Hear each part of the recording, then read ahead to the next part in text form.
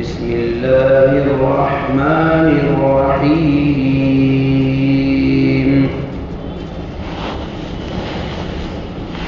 ونادى نوح ربه فقال رب إن ابني من أهلي وإن وعدك الحق وأنت أحكم الحاكمين قال يا نوح إنه ليس من أهلك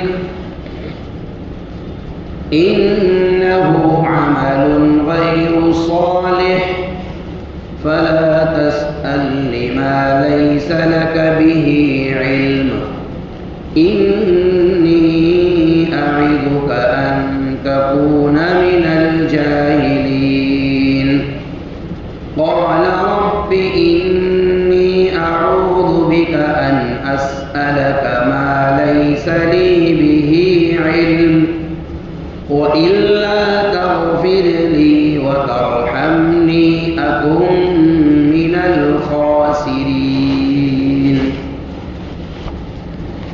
سورہ ہود کی یہ چند آیتیں ہیں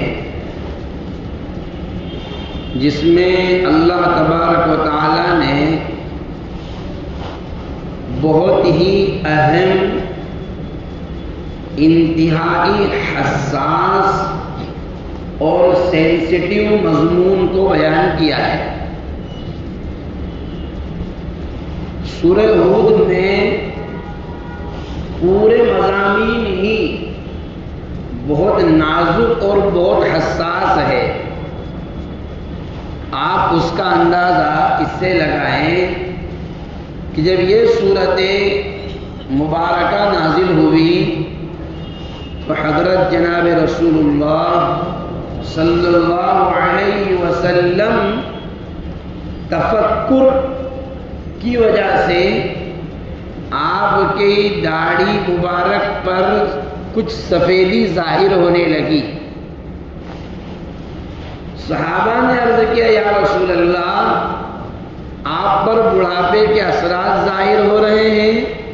آپ نے فرمایا شیبتنی سورۃ ہود، یعنی سورہ ہود کے مضامین نے اور اس کے نازل ہونے نے مجھے بوڑھا کر دیا۔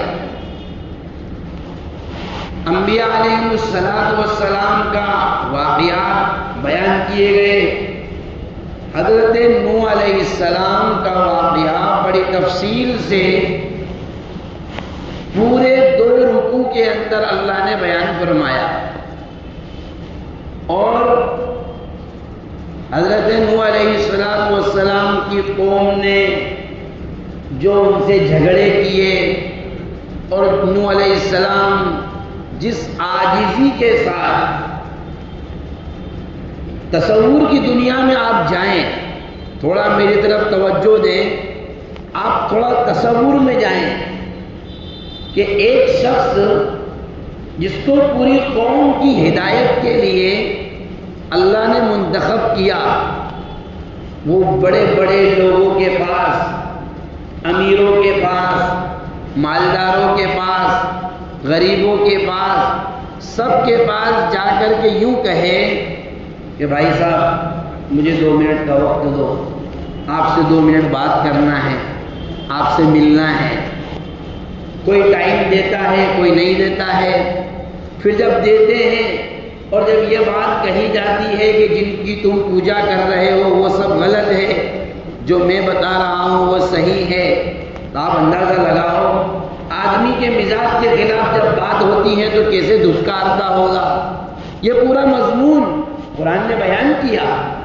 پھر جب اللہ کا وعدہ اور اللہ کا مقررہ وقت پورا ہو گیا تو قرآن نے کہا وَأُوحِيَ إِلَى نُوحٍ أَنَّهُ لَن يُؤْمِنَ مِنْ قَوْمِكَ إِلَّا مَنْ قَدْ آمَنَ، اے نوح بس اب جو ایمان لانے والے تھے لا چکے ہیں، تمہاری قوم کی ویلیڈیٹی مکمل ہوئی، اب کوئی ایمان نہیں لائے گا، اب عذاب کی تیاری کرو۔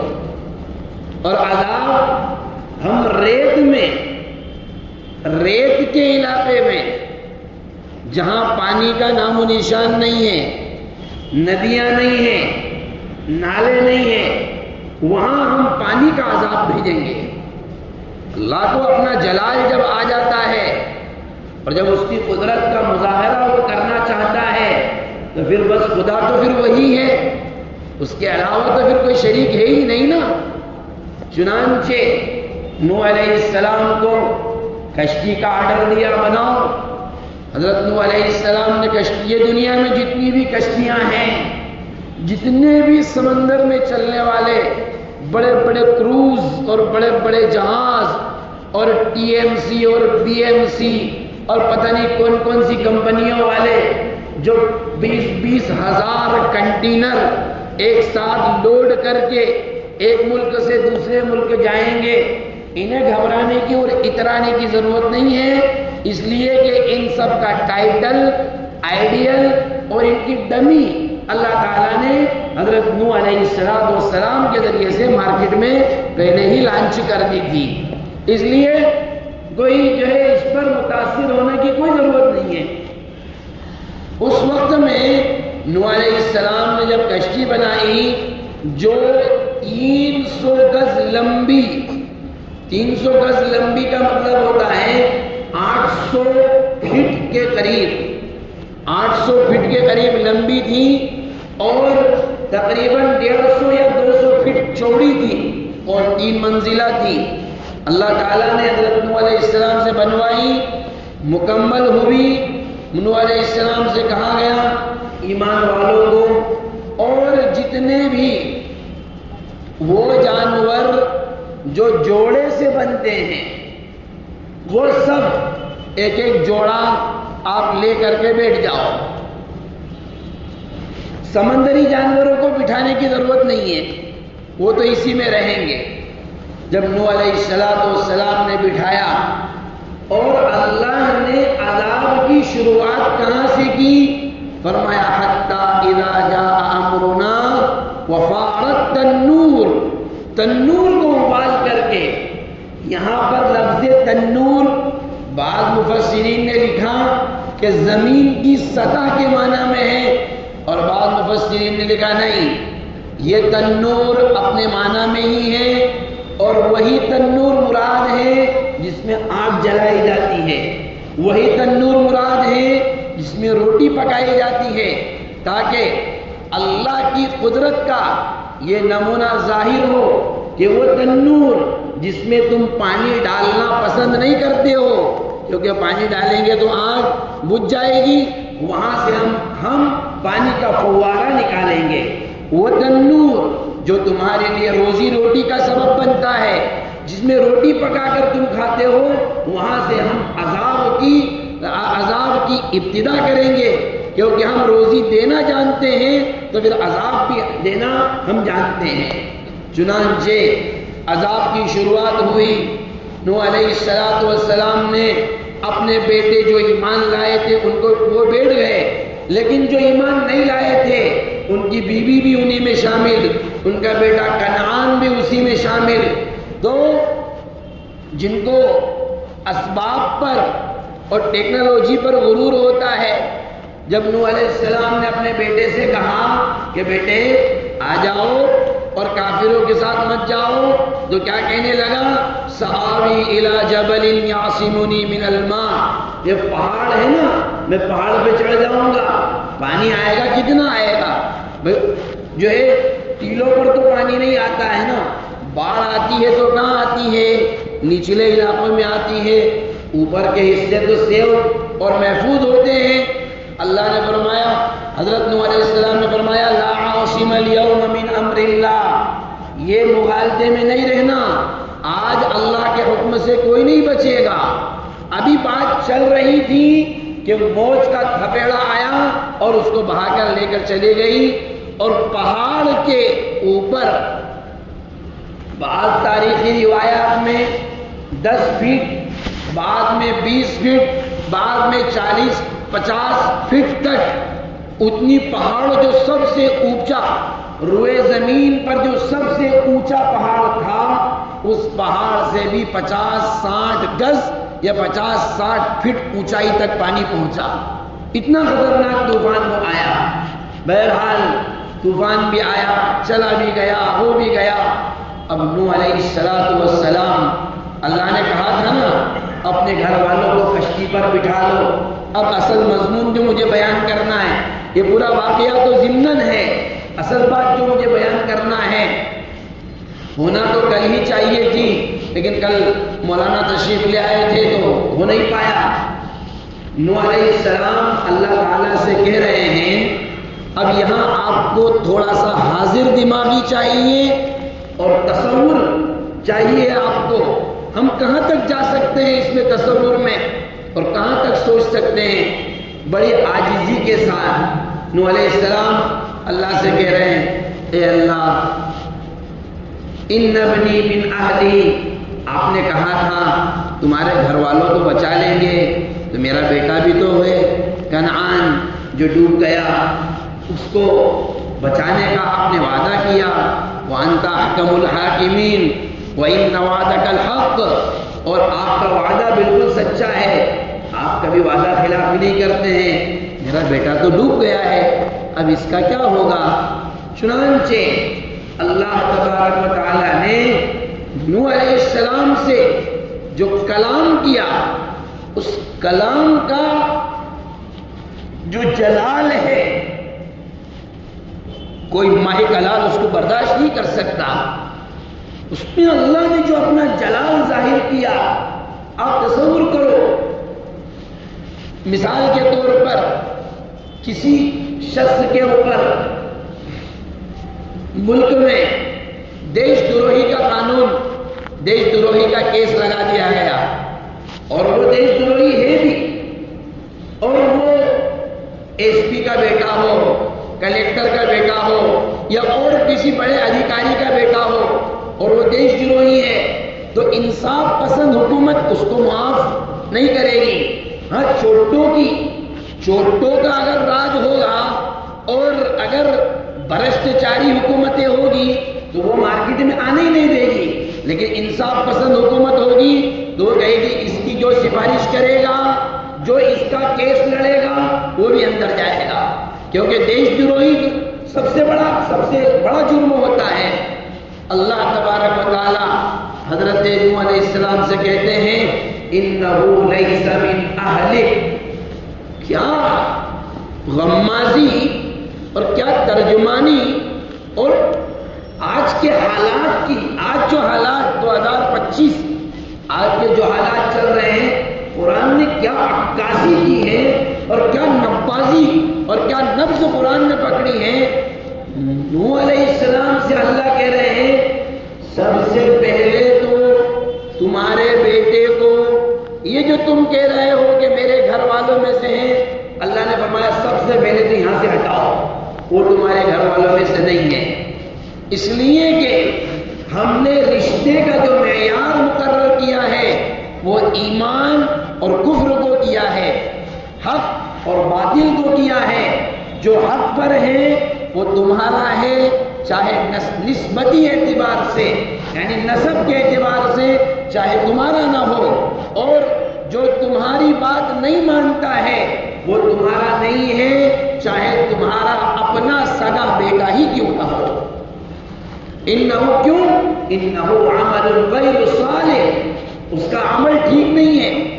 اور اگلی جو آیت ہے میرے بھائیو وہ تو بہت ڈرانے والی ہے. اللہ نے کیا فرمایا؟ فَلَا تَسْأَلْنِي مَا لَيْسَ لَكَ بِهِ عِلْمٍ إِنِّي أَعِظُكَ أَن تَكُونَ مِنَ الْجَاهِلِينَ. اللہ نے فرمایا اے نوح اب آئندہ ایسا سوال جس کا تمہیں علم نہیں ہے ایسا سوال بالکل مت کرنا. اور اعیذک، اللہ نے فرمایا جب وہ لفظی ترجمہ تو ہوتا ہے کہ میں تم کو نصیحت کر رہا ہوں، میں تم کو وعظ کر رہا ہوں، لیکن آپ تصور میں جاؤ اور جیسے ہم کسی کو کہتے ہیں کہ دیکھو میں تم کو سمجھا دے رہا ہوں، اب آئندہ ایسی بات مت کرنا، میں سمجھا دے رہا ہوں تم کو. تو یہ جملے اللہ کہہ رہا ہے، اور کس سے کہہ رہا ہے؟ نبی سے کہہ رہا ہے. ظاہر سی بات ہے پھر نبی تو نبی ہوتے ہیں۔ نوح علیہ السلام، مفسرین نے لکھا ہے کہ نوح علیہ السلام نے اس لیے اللہ سے سوال کر لیا کہ نوح علیہ السلام کو پتہ نہ تھا، ممکن ہے ان کو علم نہیں تھا کہ میرا یہ بیٹا بھی کافر ہے۔ بعض حضرات نے فرمایا کہ علم تھا، لیکن قرآن نے جو، اللہ نے جو کہا تھا کہ تمہارے گھر والوں کو بٹھا لینا، تو نوح علیہ السلام یہ سمجھے کہ بھائی بیٹا گھر والا ہے اس لیے اللہ سے سفارش کر دے۔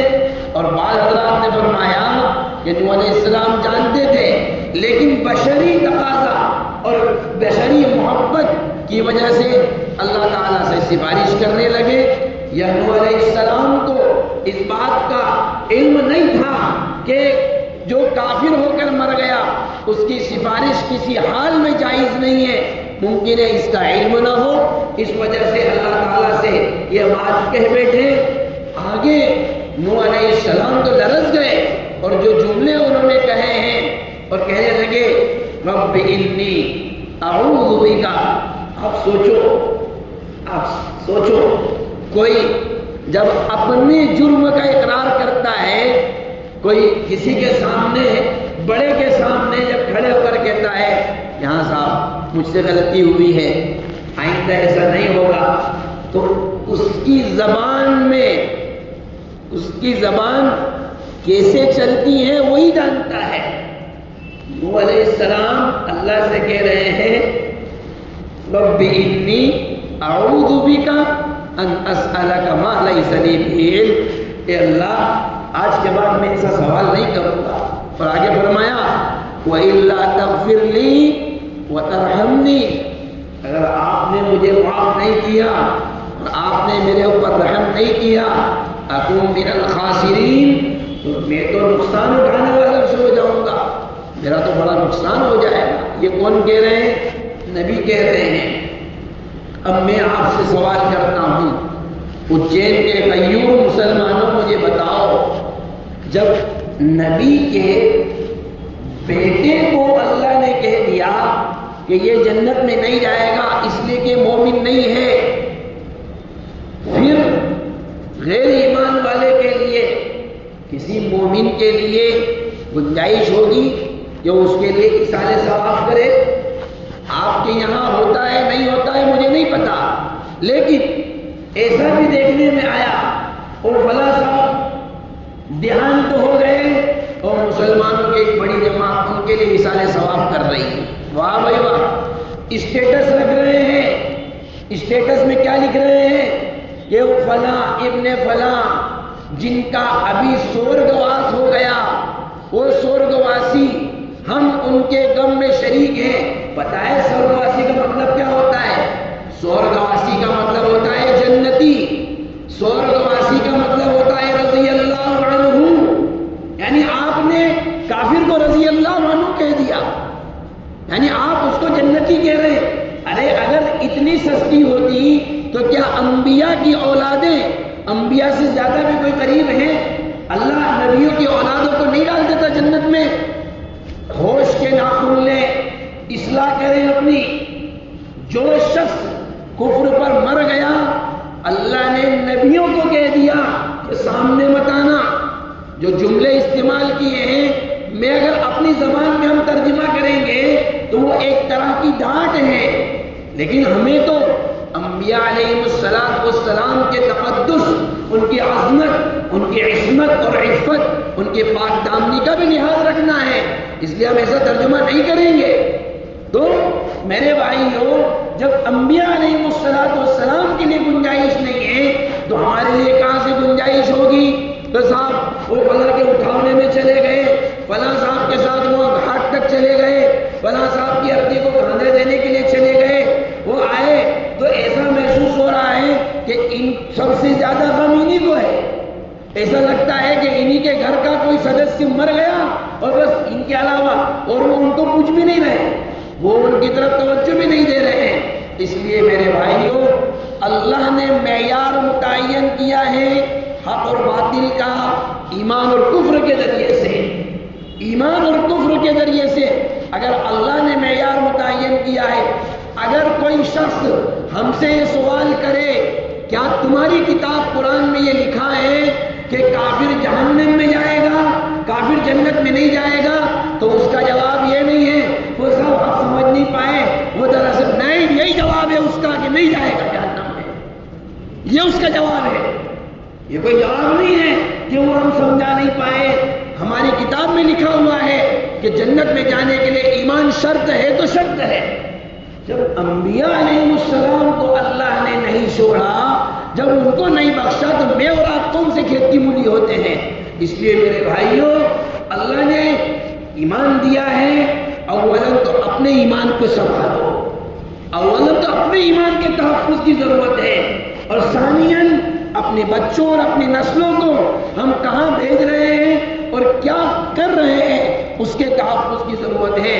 اللہ تبارک و تعالیٰ نے جو دولت دی ہے اس کی قدردانی کیا ہے، اس نعمت کی قدردانی کیا ہے؟ جنید بغدادی رحمۃ اللہ علیہ سے ان کے استاد حضرت سری سختی رحمۃ اللہ علیہ، تین مشہور بزرگ ہوئے ہیں، حضرت معروف کرخی ان کے شاگرد ہیں، حضرت سری سختی، اور ان کے شاگرد ہیں جنید بغدادی۔